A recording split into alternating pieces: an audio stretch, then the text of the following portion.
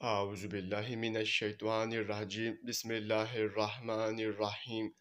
السلام علیکم ناظرین، آج ہم خواب میں چاند دیکھنے کے حوالے سے تعبیریں بتائیں گے۔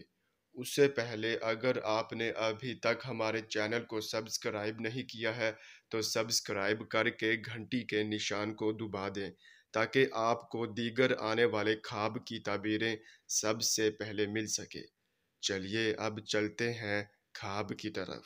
ناظرین، اگر خواب میں چاند دیکھا ہے تو اس کی یہ تعبیر ہوگی کہ اعلیٰ عہدہ پائیں گے اور عالم بات و خیر ہوں گے اور عورت جمیلہ یا دولت ملے گی۔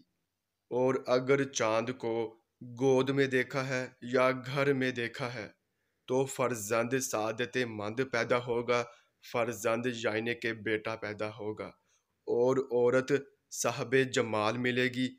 اور اگر عورت یہ خواب دیکھے تو شوہر ذی وقار رتبہ اور ذی کمال پائے گی۔